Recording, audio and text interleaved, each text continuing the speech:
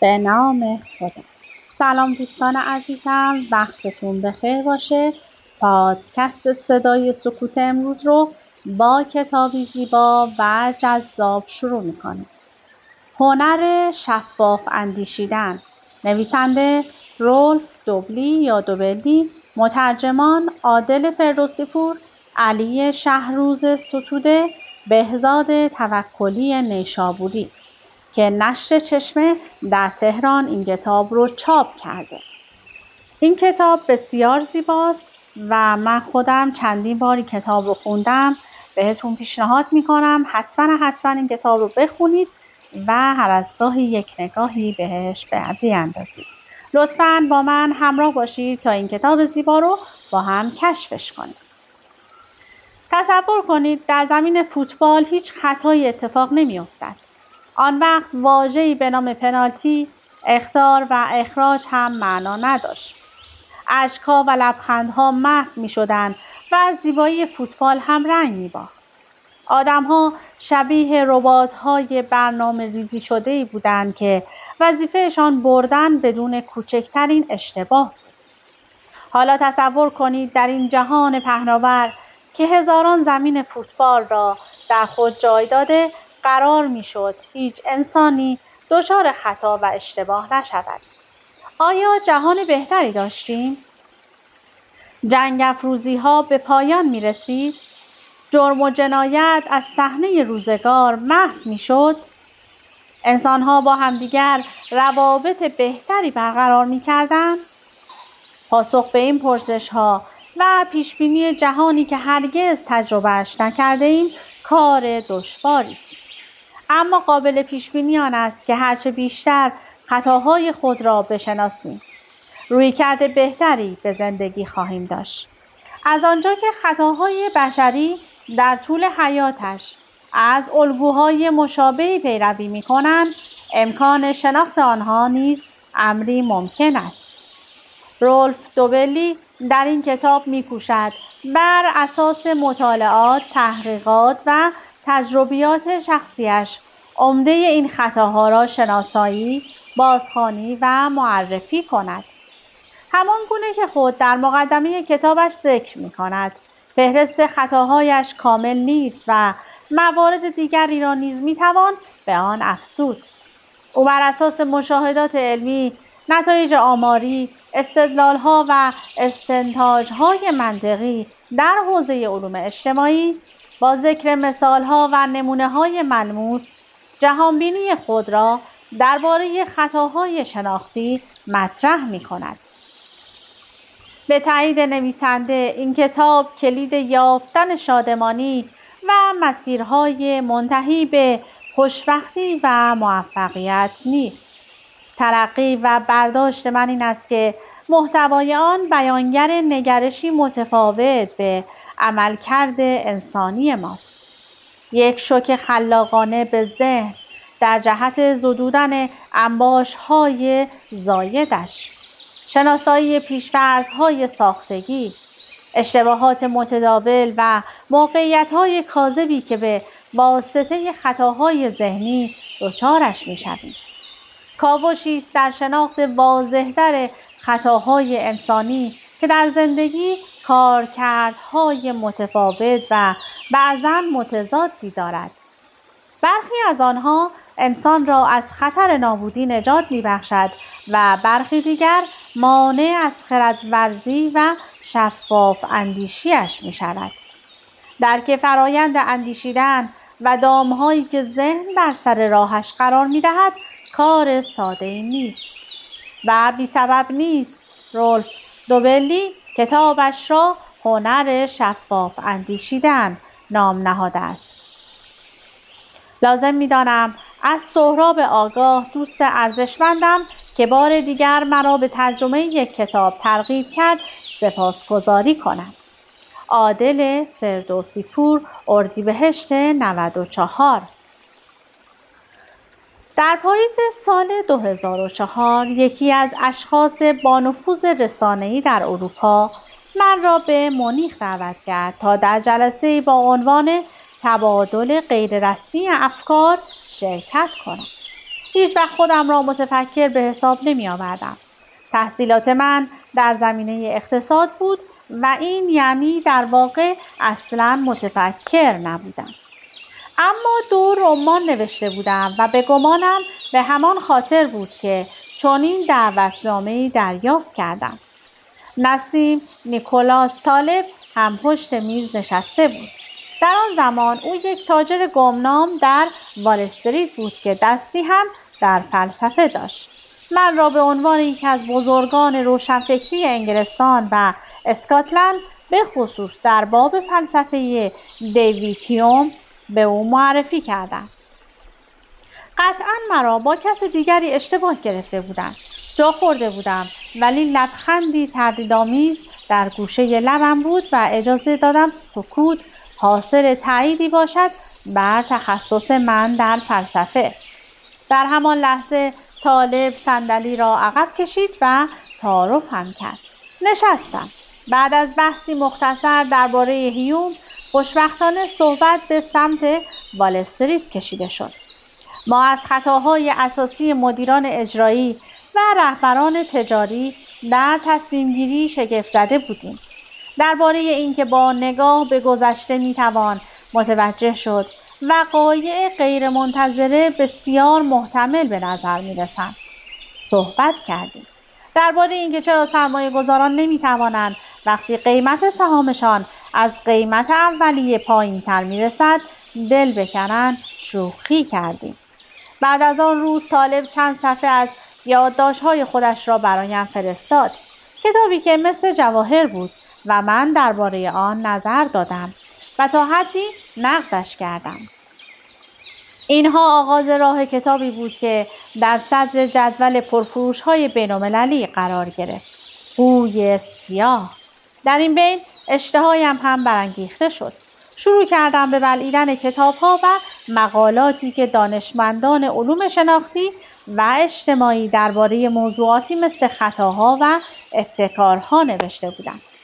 گفتگوهای ایمیلی خود را با عده‌ای فراوان از محققان گسترش دادم و از آزمایشگاه‌های آنها بازدید کردم.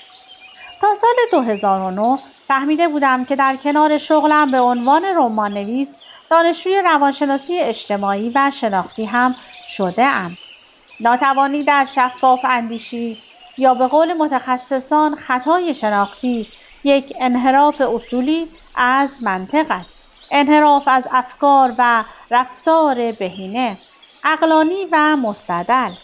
منظور من از اصولی خطاهای گاه به گاه در تصمیم گیری نیست، بلکه منظور اشتباههای متداول و موانعی بر سر راه منطق ماست که دائما ما را گرفتار می کنند.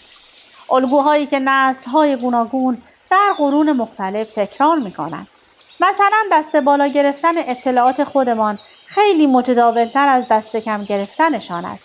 یا خطر از دست دادن یک چیز خیلی بیشتر ما را برانگیخته می کند تا امکان به دست آوردن یک چیز مشابه. ما در حضور سایر افراد تمایل داریم رفتار خود را با اخلاق آنها تنظیم کنیم، نه برعکس آن. حکایت‌ها باعث می‌شوند توضیح‌های آماری، نرخ پایه، پشت آنها را نادیده بگیریم و نه بالعکس. خطاهای ما همیشه از الگوی مشابهی پیروی می‌کنند و مثل لباس‌های کثیف در یک گوشه جمع می‌شوند و گوشه‌های دیگر تقریباً تمیزند. مثلا در گوشه بیش اعتمادی جمع می‌شوند، نه در گوشه کم اعتمادی. برای پرهیز از هدر دادن ثروتی که از کارهای ادبی به دست آورده بودم، شروع کردم به تهیه فهرستی از این خطاهای متداول شناختی که با یادداشت‌ها و خاطره‌های شخصی کامل شدند. البته اصلاً قصد انتشارشان را نداشتم. این فهرست برای استفاده شخصی خودم بود. برخی از این خطاهای فکری از قرنها پیش شناخته شده بودند و بقیه آنها در چند سال اخیر کشف شدند. بعضی از آنها 2 یا 3 اسم دارند. نامهای مصطلح‌تر را انتخاب کردم. به سرعت متوجه شدم این مجموعه تله‌ها نه تنها برای تصمیم گیری در سرمایه گذاری بلکه در مسائل شخصی و شغلی نیز کاربرد دارند. زمانی که فهرست را آماده کردم، ذهنم آرامتر و شفافتر شده بود. شروع کردم به شناخت خطاهای خودم و توانستم پیش از اینکه آسیبی جدی به من برسانند، اوضاع را تغییر بدهم. برای اولین بار در زندگیم می توانستم بفهمم دیگران چه زمانی اسیر همین خطاهای متداول می شوند.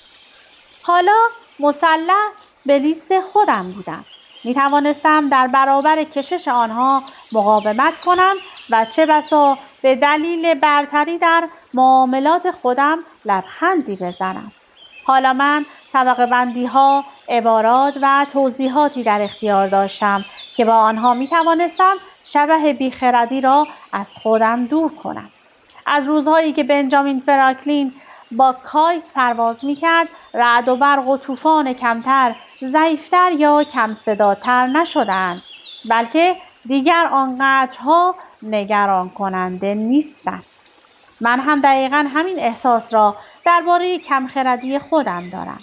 کم کم دوستانم هم از این یادداشت‌هایم مطلع شدند و علاقه نشان دادند.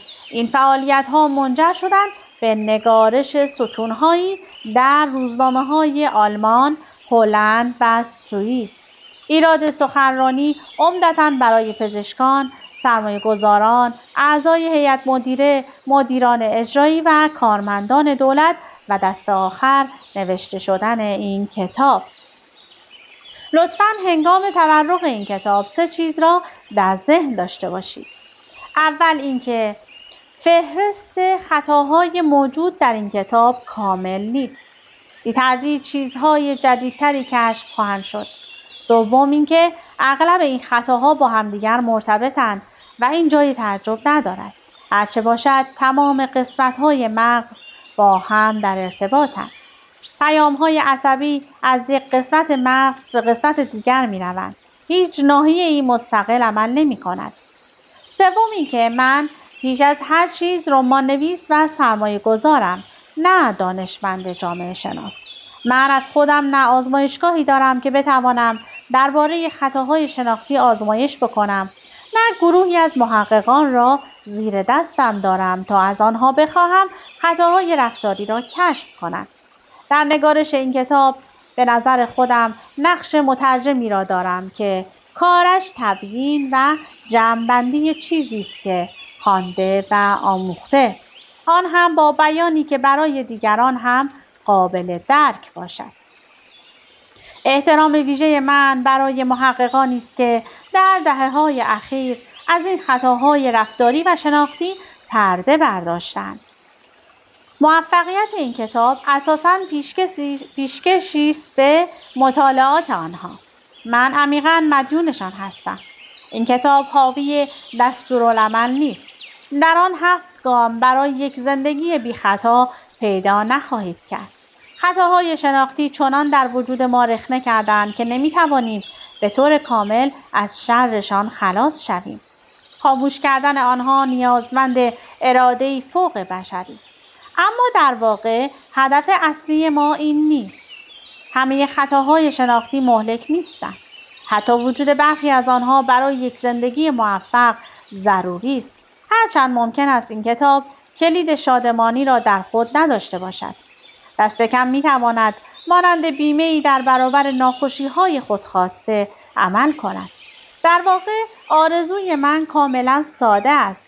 اگر ما بتوانیم بزرگترین خطاهای فکری را بشناسیم و از آنها در زندگی شخصی، شغلی یا در دولتمان پرهیز کنیم، ممکن است شاهد جهشی در موفقیت خود باشیم. نیازی به حیله‌های جدید، طرح‌های نوین، ابزار غیر ضروری و کارهای طاقت فرسا نیست. تمام آنچه ما بدان نیاز داریم پرهیز از بیخردی است.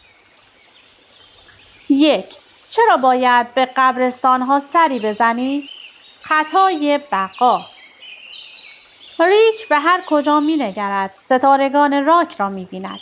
صفحه تلویزیون، روی جلد مجلات، در برنامه‌های کنسرت و در سایت‌های هواداری آنلاین. آنها همه جا ظاهر می شوند.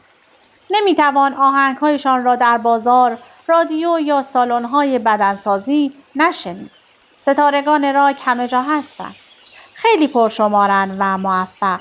ریک که از داستان‌های قهرمانان پرشمار گیتاریست هیجان زده شده بود، یک گروه موسیقی راه انداخت. آیا موفق خواهد شد؟ احتمالش فقط کمی بیشتر از صفر است. او هم به احتمال زیاد مثل بقیه کارش به قبرستان موسیقیدانان ناکام خواهد کشید. این گورستان 10,000 برابر صحنه اجرای زنده در خود موسیقیدان جای داده، اما جز سوپرستارهای شکست خورده هیچ خبرنگاری به این افراد ناکام علاقه نشان نمی دهد. برای همین این گورستان از بیرون نامرئی به نظر می رسد.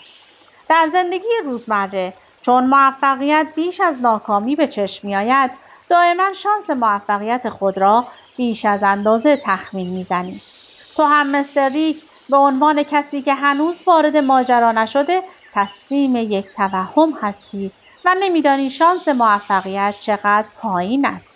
ریک مثل خیلی های دیگر قربانی خطای بقاست. پشت سر هر نویسنده موفق می توانی 100 نویسنده دیگر را پیدا کنی که کتابهایشان هرگز به فروش نمی رسد. پشت سر آنها هم 100 نویسنده دیگر هست که ناشری پیدا نکردند. پشت سر آنها هم باز 100 نفر دیگر که دست نوشته های ناتمامشان روی تاقچه خاک می‌خورد و پشت سر آنها هم باز 100 نفر دیگر هست که رویای این را دارند که روزی کتابی بنویسند. با این حال فقط از نویسندگان موفق می‌شنوی که امروزه خیلی از آنها خودشان کتابشان را چاپ می‌کنند و نمی‌توانی تشخیص بدهی احتمال موفقیت ادبی چقدر کم است. در مورد عکاسان، مؤسسان شرکت، هنرمندان، ورزشکاران، معماران، برندگان جایزه نوبل، مجری‌های تلویزیونی و ملکه‌های زیبایی نیز داستان همین گونه است. رسانه‌ها علاقه‌ای به نبش قبر در قبرستان افراد ناموفق ندارند و این اصلاً کار آنها نیست. برای اجتناب از خطای بقا باید این نبش قبر را خودت انجام بدهی. زمانی که پول و ریسک در میان باشد با خطای بقا مواجه می‌شوی. فرض کن دوستت شرکت جدیدی راه می‌اندازد، تو هم جزء سرمایه گذاران احتمالی هستی و فکر می‌کنی فرصت خوبی نصیبت شده. شرکتی که اگر خوش شانس باشی می‌تواند گوگل بعدی باشد. اما واقعیت چیست؟ محتمل ترین سناریو نرسیدن این شرکت حتی به خط شروع است. دومین نتیجه محتمل هم ورشکستگی ظرف 3 سال است.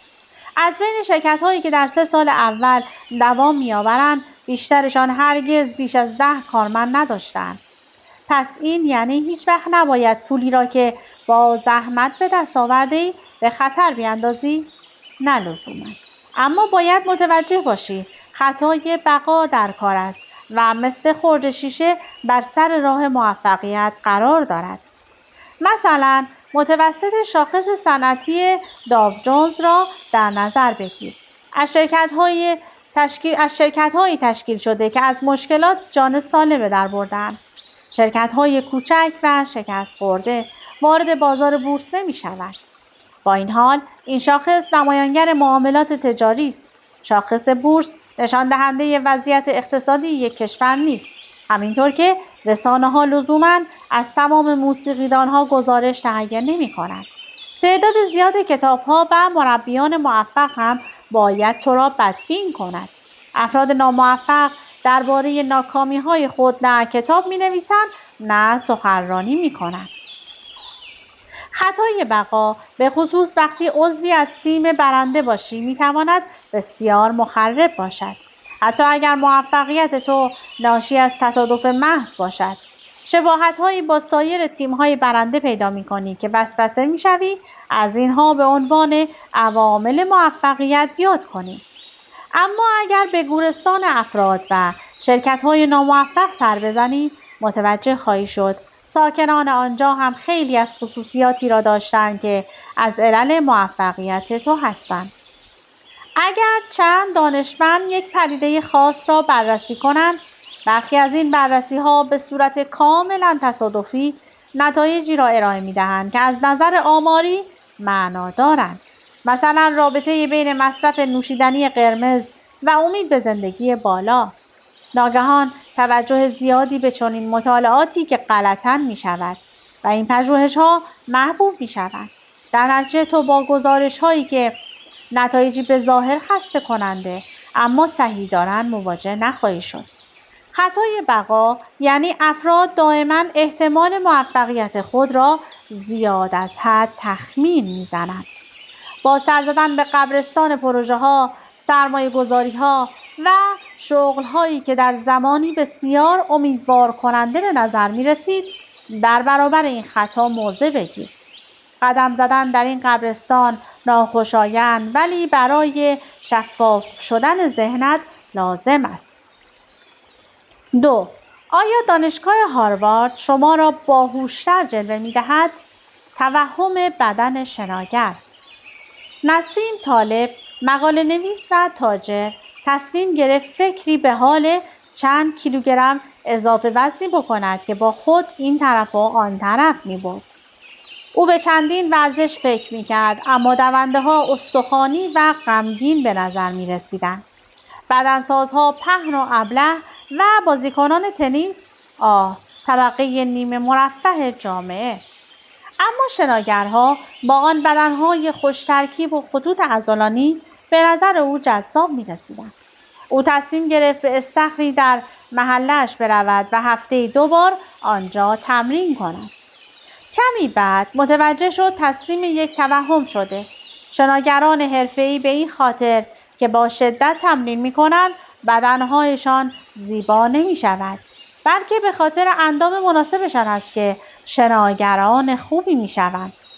فرم کلی بدن آنها یکی از عوامل انتخابشان است، نه نتیجه فعالیت‌های ورزشیشان. به همین ترتیب مدل‌های زن در تبلیغات لوازم آرایشی شرکت می‌کنند و به همین خاطر خیلی دیگر از خانم‌ها گمان می‌کنند به دلیل استفاده از این است که آنها زیبا شدند. اما این لوازم آرایش نیست که آنها را شبیه مدل‌ها کرده. خیلی ساده است. مدل‌ها جذاب به دنیا می‌آیند و تنها به همین دلیل است که از آنها در تبلیغات لوازم آرایش استفاده می‌شود. در مورد شناگرها هم همین قضیه صدق می‌کند. زیبایی یک عامل انتخاب است، نه نتیجه آن.